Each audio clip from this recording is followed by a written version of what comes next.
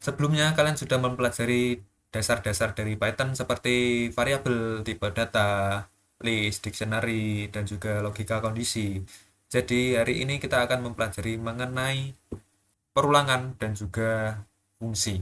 Dan kita akan membahas sedikit tentang aritmatik. Oke, kita masuk ke dalam operasi dasar di dalam Python, yaitu ada operator matematik aritmatik, ada operator perbandingan, dan juga operator logika, dan juga ada operator penugasan. Kita bahas sebentar saja sebelum masuk ke dalam perulangan dan juga fungsi. Jadi di dalam pemrograman Python, kalian kemarin harusnya juga sudah mencoba mengenai operator aritmatika, arithmetic operator. Nah, ini tidak perlu saya jelaskan lebih lanjut lah ya. Di dalam Python itu ada operator seperti penambahan, pengurangan, perkalian, pembagian, pembagian bulat, modulasi, dan juga eksponensial. Nah, ini tiga ini ya, mungkin yang kalian kemarin belum coba, seperti pembagian bulat, modulasi, dan juga eksponen perpangkatan. Oke, dan juga ada operator perbandingan. Nah, di dalam operator perbandingan ini ada 6 tipe operator perbandingan ya. Ada 6 operator. Yang pertama itu sama dengan. Ini untuk menguji apakah dua nilai itu sama. Dan juga ada yang namanya tidak sama dengan. Tanda seru ini, tanda pentung. Di dalam bahasa pemrograman apapun, tanda pentung itu merepresentasikan not. Jadi tidak sama dengan. Itu akan menguji apakah dua nilai itu tidak sama. Dan juga ada yang lebih dari, kurang dari, lebih dari sama dengan, kurang dari sama dengan. Nah, ada juga yang namanya operator penugasan, assignment operator. Operator penugasan ini berbeda dengan operator perbandingan. Ketika operator perbandingan itu digunakan untuk membandingkan, operator logika ini untuk menggabungkan atau memisahkan, dan ada juga operator penugasan. Operator penugasan ini intinya digunakan untuk memerintahkan atau menugaskan lah, namanya juga operator penugasan, menugaskan suatu variabel atau menetapkan nilai ke suatu variabel. Ini ada operator sama dengan, berarti ini mengisi suatu variabel dengan nilai tertentu, dan juga ada plus sama dengan, yaitu penambahan. Jadi ditambahkan nilai dari variabel sebelumnya ditambahkan dengan variabel yang baru. Dan juga ada yang namanya perkalian. Ini berarti variabel yang sebelumnya dikalikan dengan variabel yang baru. Jadi bukan hanya ditambahkan tapi dikalikan, sama dengan sebaliknya. Seperti kurang dari sama dengan, bukan kurang dari, minus sama dengan, atau bagi sama dengan, itu juga bisa. Baiklah, kalian bisa baca-baca sendiri ini tentang materi-materi yang mungkin sudah dibahas sebelumnya. Kita coba saja operator pe, kita coba saja operator-operator ini, cara penggunaannya itu seperti apa. Oke, semisal kita memiliki suatu variabel bernama A, seperti ini ya, terserah apa aja A, value-nya itu kita set ke 0. Ketika kita ingin kita coba dulu menggunakan operator perbandingan sama dengan seperti ini, 2 sama dengan. Nah, 2 sama dengan ini fungsinya adalah mengecek apakah value dari A itu sesuai dengan variabel yang kita tentukan atau tidak. Seperti ini misalkan. If kita pakai if A sama dengan 0, maka kita print hasilnya true. Nah, kita tulis else false seperti ini. Ini digunakan untuk perbandingan, mengecek apakah nilai A itu 0 atau tidak. Misal kita jalankan dan hasilnya adalah true. Kenapa hasilnya adalah true? Karena ketika kita cek variabel A itu hasilnya 0. Semisal kita cek apakah A sama dengan 1, kita cek hasilnya ada false karena A kita define variabelnya itu adalah 0.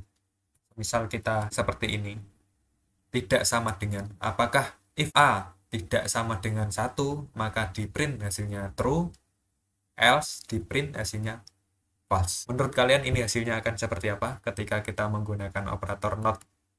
Bukan sama dengan, tidak sama dengan. Iya, betul, hasilnya adalah true. Kenapa hasilnya adalah true? Karena A tidak sama dengan 1, maka apakah 0 ini adalah 1? Kan tidak. Berarti yang di print itu true. Ketika A ini sama dengan 0, maka yang di print adalah false karena A sama dengan 0. Seperti itu. Nah, sama dengan yang lainnya lah. Kalian bisa logika sendiri, harusnya paham lah. Oke. Ada lagi yang namanya operator. Yang tadi operator, langsung kita loncat saja ke operator penugasan. Yang operator logika kalian bisa baca sendiri ya, itu ya nggak terlalu susah lah. Oke, kita langsung masuk ke operator penugasan. Operator penugasan itu adalah seperti ini tadi ya. Misal kita ingin menambahkan A sama dengan kan 0. Misal kita set 1 saja, 1. Kita ingin menambahkan B sama dengan 2. Kita ingin menambahkan A tambahkan B. Kita bisa bikin seperti ini.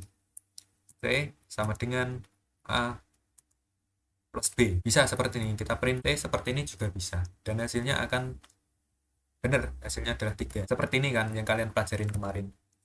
Tapi bisa juga dilakukan seperti ini. Kita tidak perlu membuat variabel baru yang namanya C. Di dalam B, kita bisa langsung kasih B seperti ini. Kita bisa bikin lagi B plus sama dengan A. Seperti ini. Jadi kita tinggal print B. Jadi kita tidak perlu membuat variabel baru yang namanya C. Kita bisa bikin B ini ditambahkan A. Dan hasilnya sama aja 3. Misal kita balik. Ini 1. Ini 2. Hasilnya juga akan sama 3. Selain penambahan ini juga bisa dikurang. Seperti ini. Hasilnya adalah kok minus 1. Oh iya, ini kan B-nya yang dikurang. B dikurang A berarti ini. Hasilnya adalah 1. Lupa tadi aku balik. Seperti ini. Ini operator logika ya. Jadi kita tidak perlu membuat satu variabel baru untuk menambahkan A dan B. Kita bisa menggunakan operator penugasan seperti ini. Oke, saya rasa sudah cukup jelas. Kalian bisa coba-coba sendiri yang lain. Misalkan kalian mau kalikan atau bagi atau apapun terserah, kalian bisa coba-coba sendiri. Oke, sekarang kita akan masuk ke perulangan. Nah, di dalam perulangan ini kenapa sih harus ada yang namanya perulangan dan bagaimana cara memakainya? Apa keuntungan dalam menggunakan perulangan? Oke, perulangan sendiri itu adalah struktur kontrol dalam pemrograman yang memungkinkan untuk mengeksekusi suatu blok secara berulang.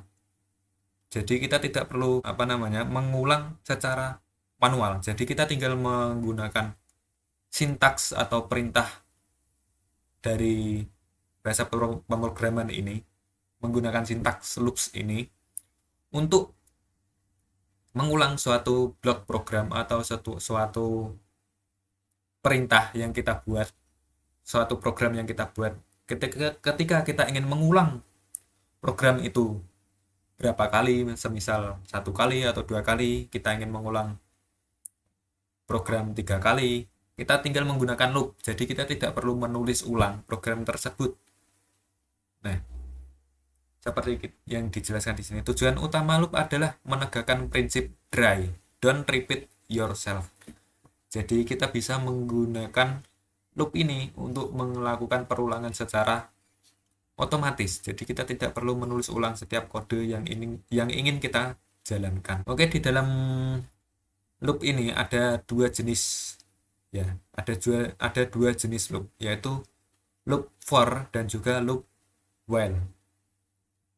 Nah, apa sih itu loop for dan juga apa sih itu loop while?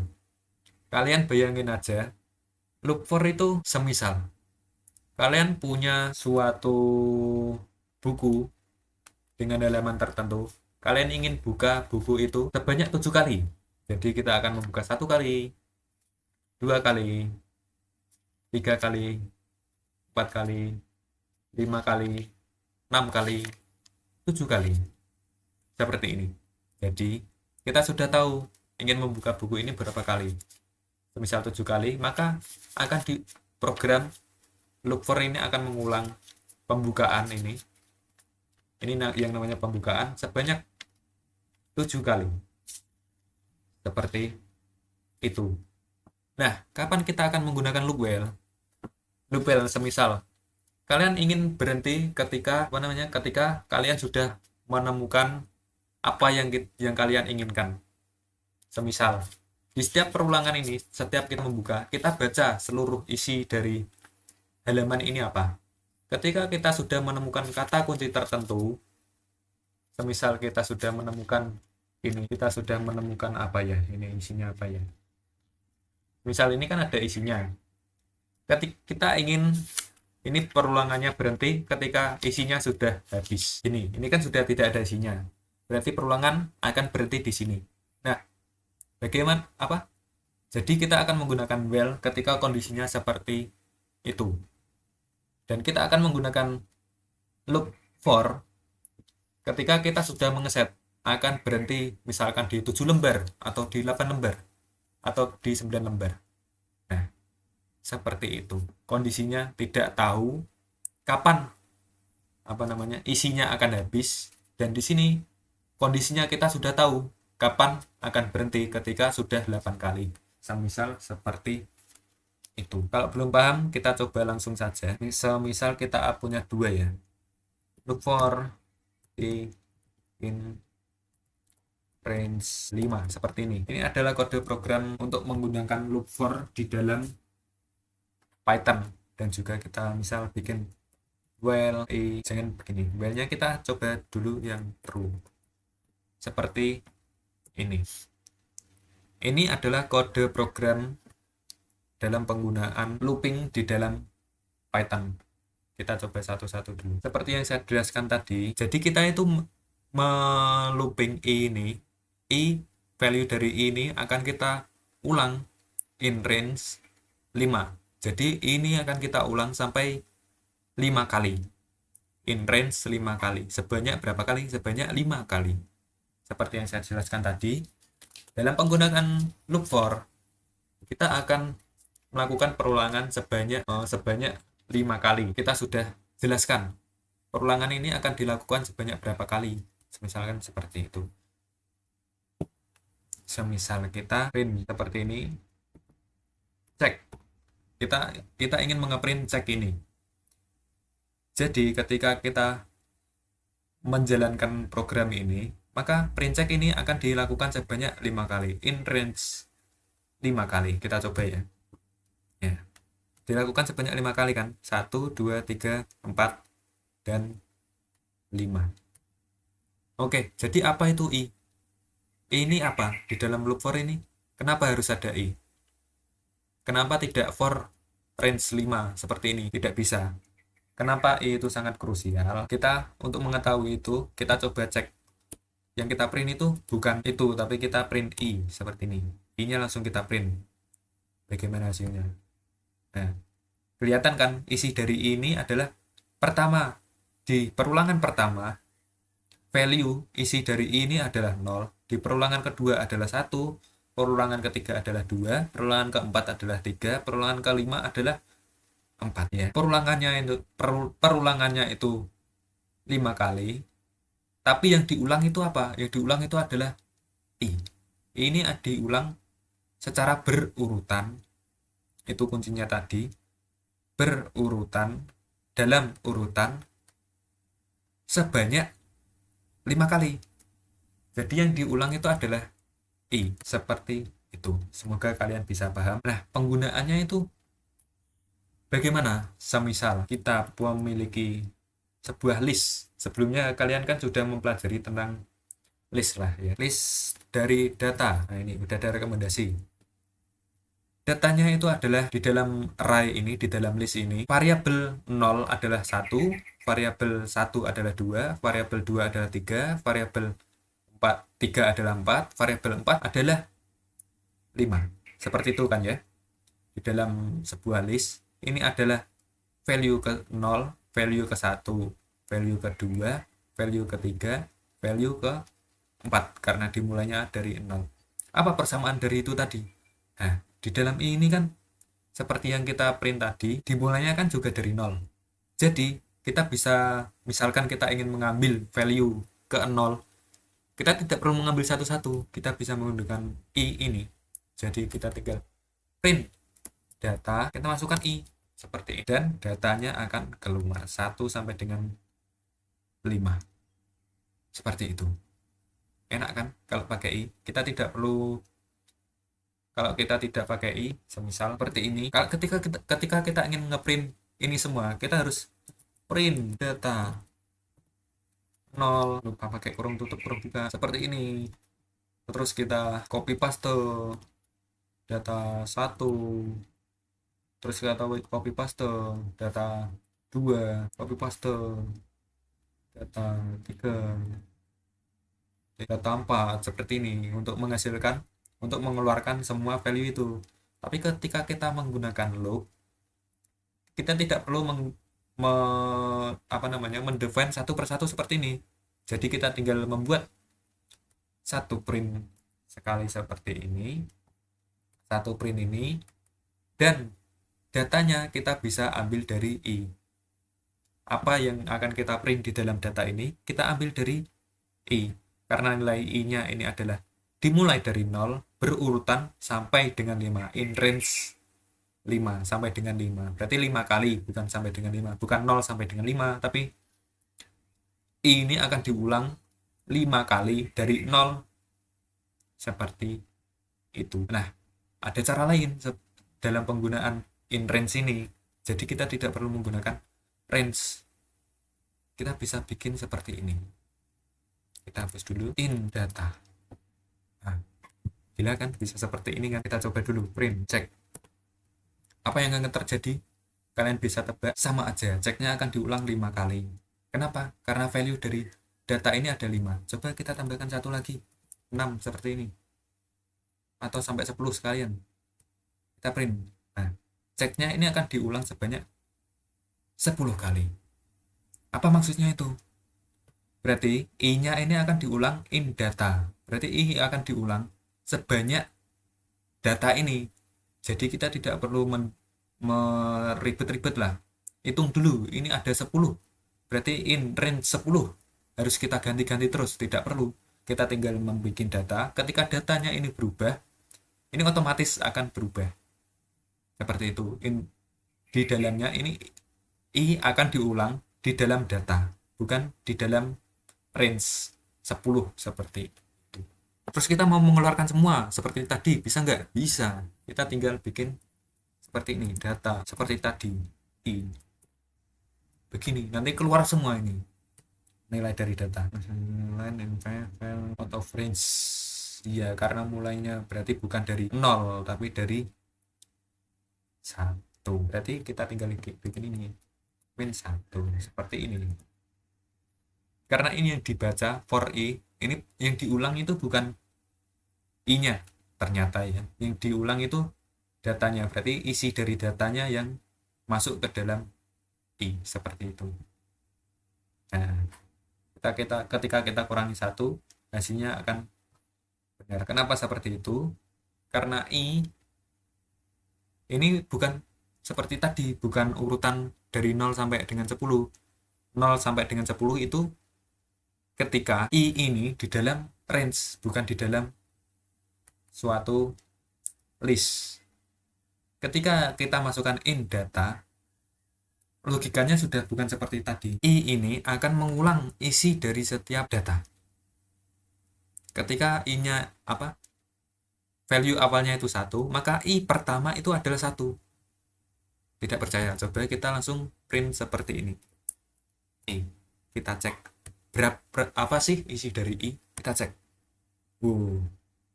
Bukan dari 0 lagi kan, dari 1 kan, berarti kita ambil kesimpulan bahwa ketika kita membuat for i in data, berarti bukan i-nya itu adalah 0 terusan diulang sampai dengan data, bukan seperti itu, tapi i dirubah value-nya dari data pertama, dari data 0 sampai data terakhir. Value dari i itu adalah akan berubah, bukan dari 0 sampai dengan terakhir tergantung seberapa banyak datanya, bukan seperti itu. Semoga kalian bisa paham lah ya. Oke, bagaimana? Kalian mungkin bertanya-tanya, kalau kita mau menambahkan semuanya, bagaimana? Apakah bisa? Bisa. Kita tinggal bikin variabel baru. Misalkan variabel total data seperti ini ya. Kita set value-nya di 0. Jadi di sini kita tinggal print total data, dan di atasnya kita bikin yang seperti saya jelasin tadi ketika operator penugasan. Kita tinggal tambahkan total data plus sama dengan i.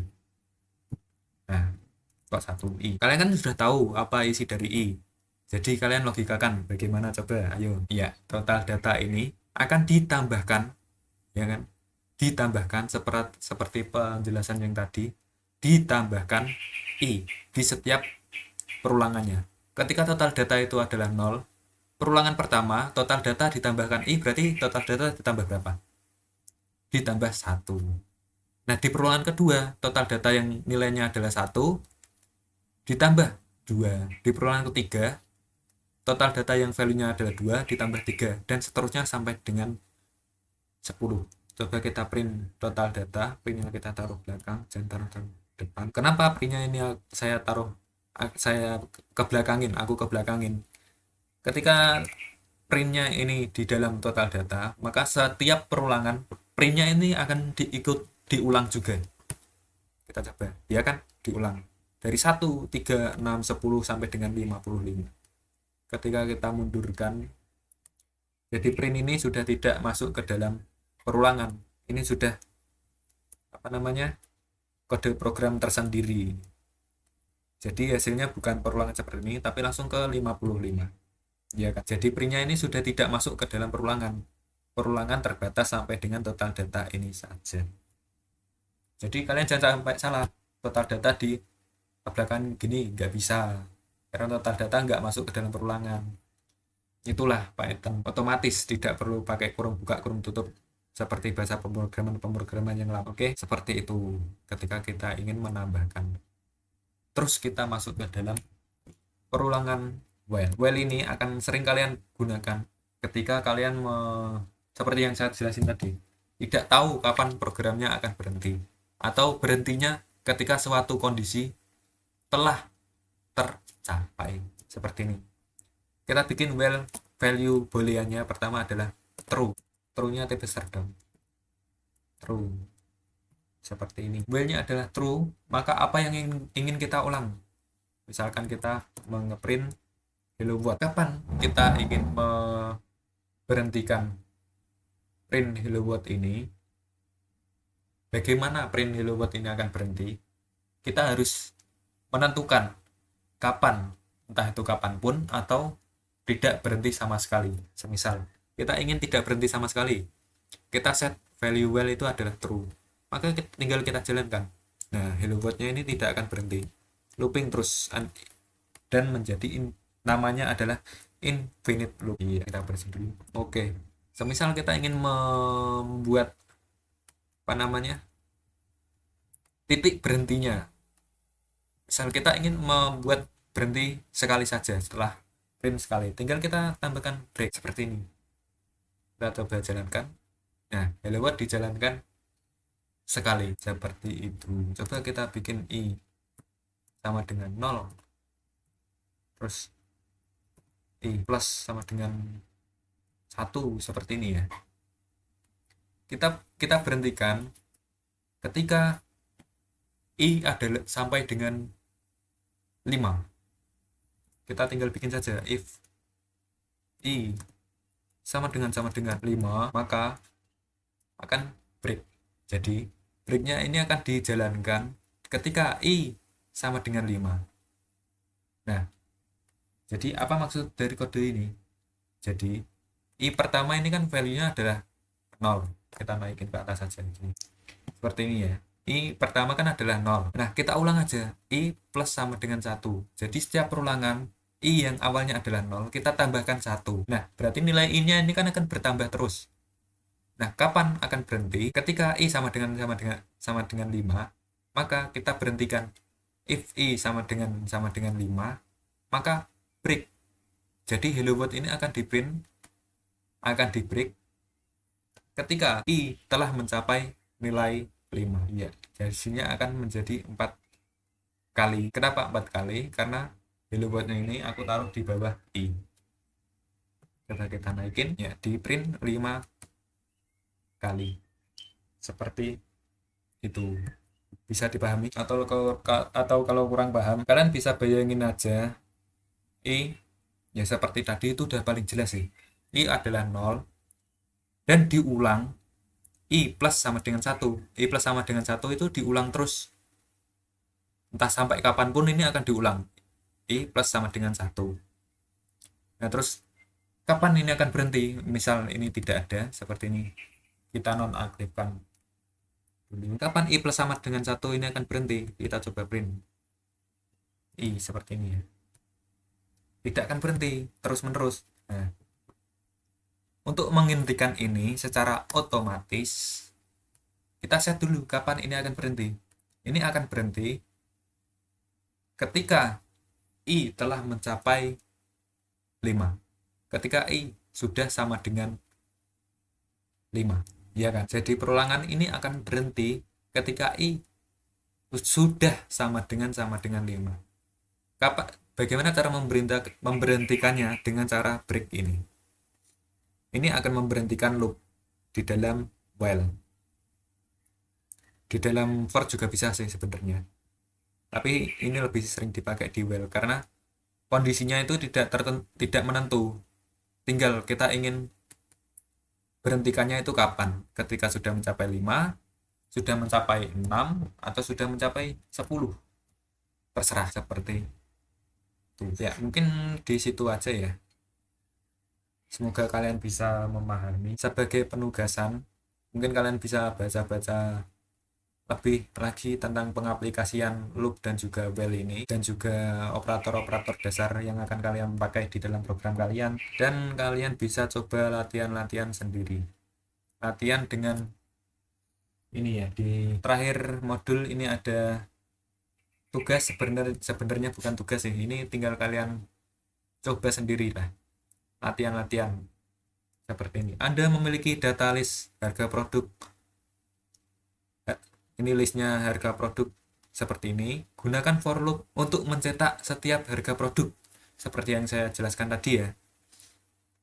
Kalian coba bikin sendiri listnya seperti apa. Kalian coba-coba. Terus gunakan for loop dan variabel akumulator untuk menghitung dan mencetak total seluruh harga produk.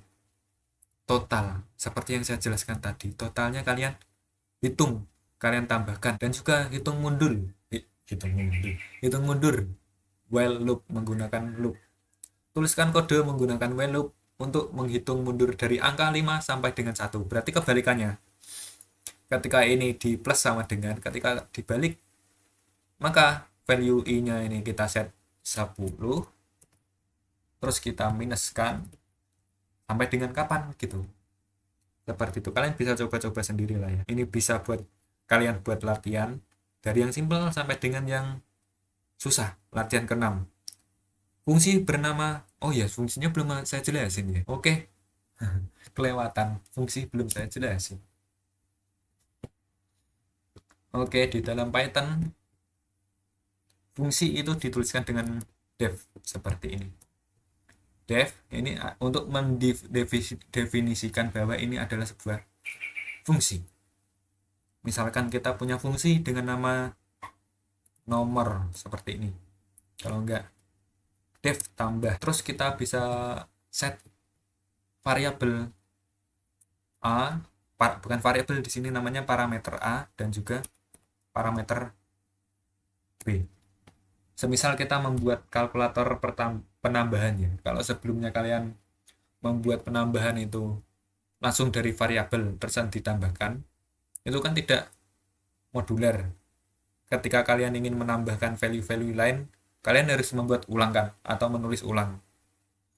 Jadi kita solusinya menggunakan yang namanya adalah fungsi seperti ini. Ini adalah nama fungsinya, ini adalah parameter, ini adalah parameter A, dan ini adalah parameter B. Terus returnnya kita ingin, yang namanya fungsi itu ada nama fungsi, parameter, dan juga kembalian, return dari fungsi. Seperti ini. Karena ini fungsinya bernama tambah, kita ingin membuat kalkulator penambahan lah, seperti itu. Jadi returnnya ini adalah A plus B. Kita tambahkan A dan juga B. Terus kalian mau, misalkan kalian ambil input seperti ini, input masukkan angka pertama dan juga masukkan angka kedua. Terus kita kasih seperti ini ya. Jadi kita tidak perlu menambahkan input 1 tambah input 2, tidak perlu. Kita tinggal menggunakan fungsi ini. Fungsi ini kita panggil, terus A dan B ini kita jadikan variabel, kita masukkan seperti itu ya. Bisa dipahami? Masukkan angka pertama 30, 39, 90. Terus ditambahkan hasil penjumlahan. Ya, ini adalah fungsi penambahan. Fungsinya itu kalian bisa bikin yang lebih kompleks lagi. Semisal kalian punya suatu rumus di sini. Hasil seperti ini ya. Ini misalkan jangan tambah. Rumusku seperti ini, rumusku. Terus parameternya itu tetap kalian masukkan 2, tapi kalian tidak mau menambahkan saja. Misalkan setelah ditambahkan kalian ingin pangkatkan 2 seperti ini. Terus setelah dipangkatkan 2 kalian mau modulasikan dengan 3 seperti ini. Terus kalian tinggal ini aja, kalian panggil aja. Jadi kalian tidak perlu membuat rumus ini berkali-kali. Jadi kalian tinggal membuat ini 1 kali saja, dan ini akan menjadi modular. Kalian bisa pakai berulang-ulang, kalian bisa panggil berulang-ulang seperti ini. Kita tinggal masukkan input 1, input 2. Kita jalankan coba. Bentar, ini aku ganti dulu penjumlahan hasil rumus seperti ini. Masukkan angka pertama 40, angka kedua 24, hasil rumus 40. Entah apa ini hasilnya, karena aku juga nggak paham ini rumus apa. Jadi seperti itu. Coba kita cek di slide-nya ya. Semoga ada penjelasan ya. Kenapa kita harus pakai fungsi itu? Kenapa kita harus pakai fungsi di dalam Python? Untuk modularitas seperti yang saya jelaskan tadi. Jadi kita pisah-pisah lah, memecah tugas yang kompleks seperti tadi menjadi unit-unit yang lebih kecil. Selain kita panggil seperti ini tadi, rumus ini juga bisa kita kalikan, bukan hanya kalikan, tapi kita bisa proses lagi. Tadi kan hasilnya 40 kan. Dan seperti itu. Coba print hasil seperti ini ya. Terus kita bisa kalikan lagi 2, atau kita kalikan dengan fungsi-fungsi yang lain, itu juga bisa. Misalkan kan jadi 40 sama 24, 40 dan juga 24, 80. Jadi kita langsung kalikan. Jadi bisa kita pecah-pecah. Setiap fungsi ini kita pecah-pecah lah. Misalkan kalian punya rumus yang sangat besar, yang sangat rumit, atau kalian mau menjalankan program yang lebih rumit, terus kita bisa pecah-pecah program rumit itu menjadi banyak bagian, banyak fungsi yang lebih sederhana. Jadi di akhirnya kita tidak perlu membuat terlalu banyak dan hanya tinggal mengalihkan setiap fungsi tersebut. Semoga sudah jelas. Selain itu juga reusability. Jadi bisa digunakan lagi konsep dry tadi, don't repeat yourself. Jadi kita bisa ulang-ulang. Fungsi ini bisa kalian gunakan berkali-kali. Jadi tidak hanya sekali ini. Misalkan kalian print hasil ini, terus hasilnya kalian hasil 2 seperti misal. Yang ini kalian kali 2, terus ini kalian kali 4. Jadi hasilnya bukan hanya 1 tapi 2. 40 kali 24. Yang ini 80, yang ini 160. Seperti itu. Kalian bisa panggil-panggil lagi. Jadi kalian tidak perlu dua kali. Ini tidak perlu kalian hasilnya ini tuh tidak perlu kalian tulis lagi di sini, tidak perlu kalian tulis lagi di sini, baru dikalikan dua, baru dikalikan empat, tidak perlu. Jadi kalian bisa tuliskan di dalam fungsi dan fungsinya bisa kalian panggil berkali-kali. Seperti itu. Selain itu juga bisa menjadi abstraksi. Jadi kalian bisa sembunyikan. Misalkan kalian tidak ingin orang itu tahu apa namanya fungsi kalian, rumus kalian. Ini kalian bisa sembunyikan. Misalkan kalian bikin file baru, file hidden. Nanti kalian panggil filenya itu saja. Jadi orang itu tidak akan tahu isi dari rumusku kali 2 itu apa, rumusku kali 4 itu apa. Mereka tidak akan tahu karena ini terpisah. Seperti itulah. Oke, semoga paham. Kalian bisa coba latihan-latihan soal yang sudah saya berikan ini. Bisa kalian pakai untuk latihan.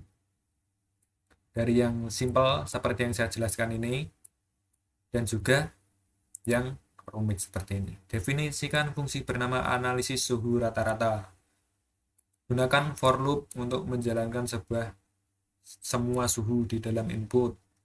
Hitung rata-rata suhu. Fungsi mengembalikan nilai rata-rata. Dan juga uji fungsi dengan suhu sekian. Oke, semoga bisa dipahami. Kalian bisa belajar sendiri. Kalian baca-baca ini sudah saya tuliskan. Cukup lengkap lah ini. Saya yakin setelah kalian benar-benar membaca dan memahami ini, kalian bisa menguasai lah apa yang namanya ini operator pemrograman, operator, jenis-jenis operator, dan juga loop dan juga fungsi. Oke, sekian. Terima kasih.